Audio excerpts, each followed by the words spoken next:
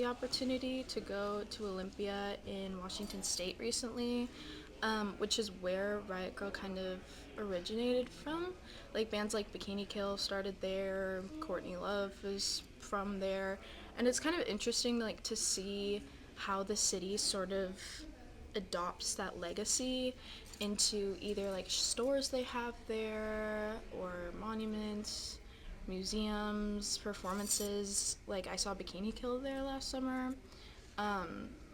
If you ever have the opportunity to go to the Mopop in Seattle, they have a really good sort of exhibit within the Nirvana exhibit where they talk about certain bands like Riot Grrrl, and there's like this screen you can click on and it tells you like where each band is from, and it's like a majority of them are from Olympia.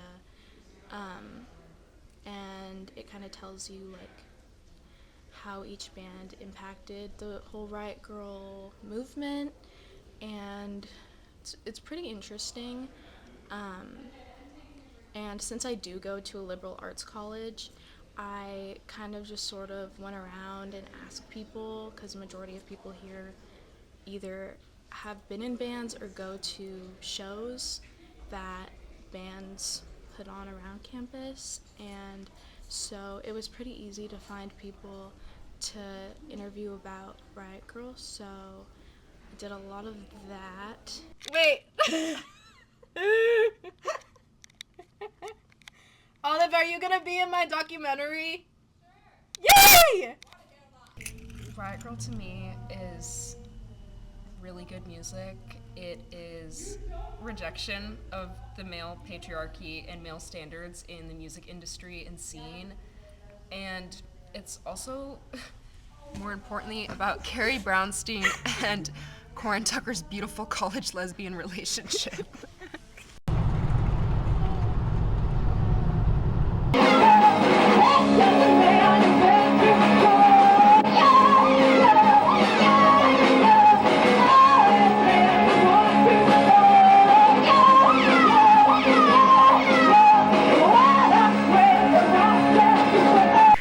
Leo, what is Riot Grrrl to you, Leo? Wait, words of wisdom. Yeah, it's about like female empowerment and creating safe spaces for like femme people in male dominated spaces that are specifically in music. Well, of course. What is Riot Grrrl to you? I feel like it's kind of like a little niche within like the community, like the punk community, and it's where like I feel kind of the most like representation, because a lot of like the majority of the punk scene has kind of been like it sort of lost its original meaning. It's sort of been taken over by like a bunch of white guys, and like they just want to like beat people up, you know, and like be aggressive, and like it's very like masculine, and like it's just not. I mean, it's like it's fun to participate in that scene occasionally, but it's really nice to have like an area where it's sort of just like women and like more like femme people, because it's not so much as like being aggressive and like. I mean, it is in a way, because it's sort of reclaiming that in like a feminine way, and it's like this safe space where you don't have like men being like blah blah blah, you know, like it's sort of just you can say what you want to say, you can make like the music you want to make, and you won't have like someone breathing down your neck and kind of like criticizing it for being like too like feminist or too this or too that. And yeah, and it's like I feel like everyone has each other's backs, and everyone's like a community and like a family, and obviously there is some issues, but yeah, that's how I feel with it. Yeah, no, for sure. I mean, how do you think like it being I mean, what do you think about it is like problematic? It's definitely like, I mean, I feel like less so now, but it definitely started off as like very like white centered movement, because I mean like the original founders were people of color, like women of color, and like that's kind of been forgotten. Yeah. Like people kind of don't realize that, like, you know, for example, polystyrene was like the main founder of like feminist punk and like girl punk, and like they always attribute it to like Patti Smith, which is fine, but it's like, you know, Right. polystyrene like came before her. Yeah. She kind of like spearheaded the movement, and obviously, yeah, there's an issue with racism, and there's an issue with transphobia, and sometimes even homophobia. Yeah. So I'm lucky to never really have experienced those sorts of things, because I do feel like it's a lot different now. It's kind of been more like inclusive now, but there's still a lot of like work to be done. Right. Yeah. No, it's frustrating for sure. Also, is Patti Smith considered riot girl? She's just considered like kind of the prototype of punk. Like she's sort of like I mean, the yeah. beginning of punk. Definitely not riot girl, but just sort of like the women in punk movement. Which is so interesting to me because I feel like none of her music is really.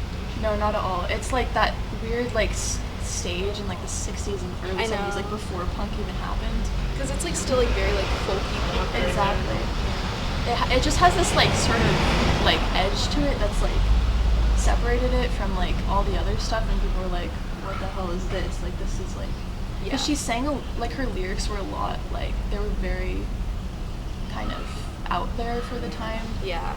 Yeah, so that's why it's like, I mean, even like through my research for like my project, I was like reading about this one lady in like the 40s who's like, her lyrics were like pretty like, she talked a lot about like sexuality and stuff, which is like obviously really taboo, so it's sort of like it inspired like a lot of people like in the current day, you know, because and she was like one of the first people to use like a distorted electric guitar. So it did kind of have a lot of like similar attributes to punk. Not that it was punk, but No, for sure. I mean, I feel like a lot of people like forget that like Kathleen Hanna's low-key transphobic. Yeah, exactly. Like, cause I was like writing my initial essay on this topic, and I had mentioned that Kathleen Hanna played at what's it called, Midgefest, and how they have like the women born women policy. Yeah, and that Bikini Kill played at it, and they haven't like apologized or anything.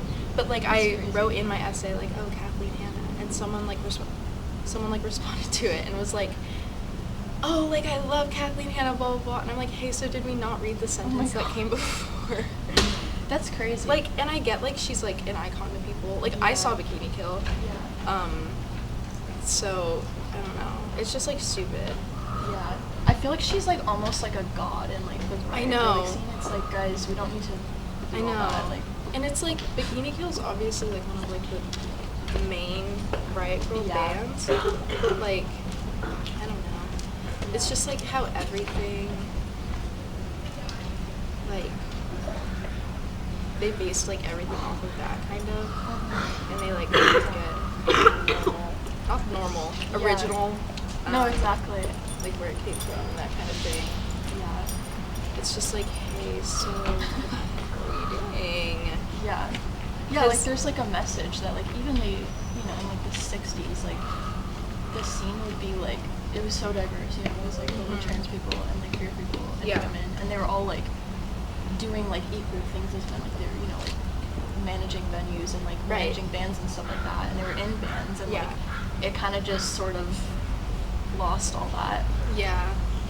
No, and then like their whole thing where they're like, oh, like the whole meaning of riot girl is to like be diverse, and like we want people to express sexuality and like race and shit, and then like all of the main bands are like white cis women. Yeah. And like they say that shit, and then they have like the women born women policy and stuff, which is like, I think at Midgefest, which Bikini Kill played in, like there was like a time where a trans woman was there, and they like made her come on stage and like strip in front of everybody. What the fuck?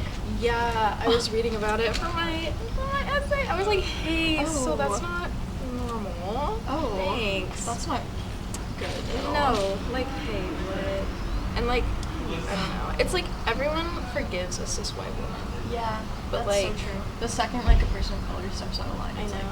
It's stupid.